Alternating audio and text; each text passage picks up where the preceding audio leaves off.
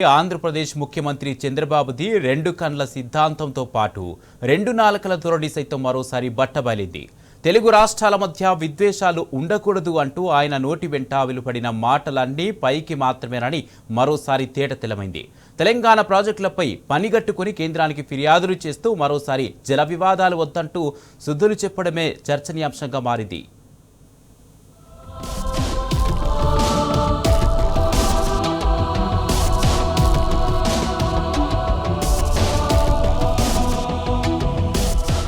కేంద్రానికి Krishna river management board తాజాగా రాసిన లేఖలతో ఏపీ సర్కార్ వ్యవహారం తేటతెల్లమైంది. నీతులు చెప్పడానికి తప్ప ఆచరణలో అందుకు భిన్నంగా ముందుకు సాగుతున్న అంశం మరోసారి బట్టబయలైంది. కృష్ణా జలాలను అక్రమంగా పెన్నా బేసిన్కు మళ్లించేందుకు ఏపీ ప్రభుత్వం అనేక ప్రాజెక్టులను విస్తరిస్తోంది. గతంలోనే పెన్నా బేసిన్లో 350 టీఎంసీలకు పైగా నీటి నిల్వ రిజర్వాయర్లను శ్రీశైలానికి గండికొట్టేలా అనేక ప్రాజెక్టులను చేపట్టింది. రాష్ట్ర విభజన తర్వాత ఆయా అక్రమ ప్రాజెక్టుల సామర్థ్యాన్ని ఇష్టారీతన పెంచుకుంటూ పోతుంది. పోతిరెడ్డిపాడు, ముచ్చుమర్రి, వెలిగొండ, హంద్రీనివ, గాలేరు నగరి సామర్థ్యాన్ని అంతకంతకు పెంచుతోంది.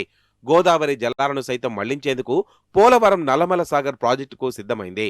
కానీ తెలంగాణ చేపడుతున్న ప్రతి ప్రాజెక్టును అక్రమమేనంటూ ఏపీ ఫిర్యాదులకు దిగుతోంది.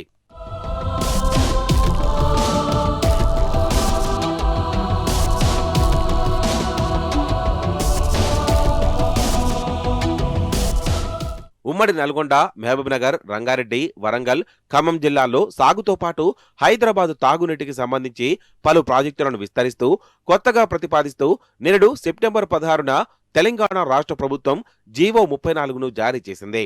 అందులో రేలంపాడు, గట్టు రిజర్వాయర్ల సామర్థ్యం పెంపు, Nettempadu phase 2, Bojjathanda, Bhimathanda lift scheme, Kalwakurthy lift phase 2, Jurala flood flow canal, Koyakonda Gandeed lift irrigation scheme, Koil Sagar lift irrigation సామర్థ్యం పెంపు, ఆకేరు, మున్నేరులపై పలు బరాజులు, ఎస్ఎల్బీసీ కెనాల్ విస్తరణ, హైదరాబాద్ సిటీతో పాటు రీజనల్ రింగ్ రోడ్డు ప్రాంతంలో తాగునీటి అవసరాల కోసం దేవులమ్మ నాగారం, దండు మైలారం, ఆరుట్లలో రిజర్వాయర్ల నిర్మాణం, మొత్తంగా 16 ప్రాజెక్టులకు ప్రతిపాదనలు చేసింది.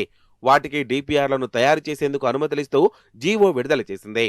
అవన్నీ అక్రమ ప్రాజెక్టులేనంటూ కేంద్రానికి ఏపీ సర్కార్ ఫిర్యాదులపై ఫిర్యాదులు చేస్తూ వస్తోంది. అప్పటికే ఉమ్మడి రాష్ట్రంలోనే ప్రతిపాదించిన ప్రాజెక్టులు, అప్పటికే ప్రారంభమైన ప్రాజెక్టులు సైతం అక్రమమేనని అభ్యంతరాలు తెలుపుతోంది. ఇంటెక్ పాయింట్లు మార్చినా, అలైన్మెంట్లో మార్పులున్నా, కమాండ్ ఏరియా, నిల్వ సామర్థ్యాలను పెంచినా కొత్త ప్రాజెక్టులుగానే చూడాలని, కొత్తగా సిడబ్ల్యూసి అనుమతులు, టెక్నికల్ లేదంటే కొత్త ప్రాజెక్టులుగానే పరిగణించాలంటూ కేంద్రాన్ని డిమాండ్ చేస్తోంది.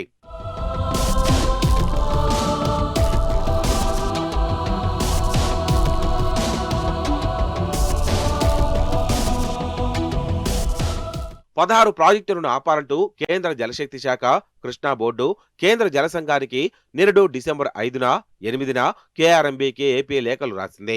ఏపీ రాసిన ఆ ఫిర్యాదు లేఖలను జతచేస్తూ తాజాగా కేఆర్ఎంబీ కేంద్ర జలశక్తి శాఖకు తెలంగాణ ప్రాజెక్టులపై ఫిర్యాదు చేసింది. ఆ ఫిర్యాదు లేఖలన్నీ వెలుగు చూడడంతో ఏపీ సర్కారు వ్యవహారం బట్టబయలైంది. పాలమూరు రంగారెడ్డి ప్రాజెక్టు, డిండి, భీమా, భక్త రామదాసు సహా 42 ప్రాజెక్టులను అడ్డుకోవాలంటూ 2021, 22, 23, 24 సంవత్సరాల్లోనూ ఏపీ లేఖలు రాసింది. ఆ ప్రాజెక్టులను సాధించాలంటూ కేంద్రాన్ని డిమాండ్ చేసింది. పాలమూరు రంగారెడ్డి ప్రాజెక్టును అడ్డుకోవడానికి 2015 నుంచి 2017 వరకు 5 సార్లు లేఖలు రాసినట్లు తేటతెల్లమైంది. Kalwakurthy, SRSP phase 1, Sitarama, Kaleshwaram, Bhaktharamadasu, Tummilla lift సైతం ఆపించాలని రాసింది.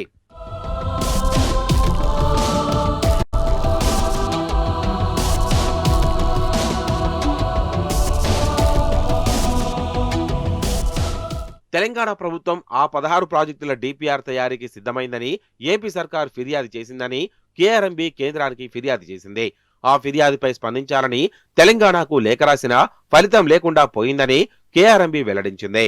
ఆయా ప్రాజెక్టుల సమాచారాన్ని కూడా తెలంగాణ అందించలేదని స్పష్టం చేసింది.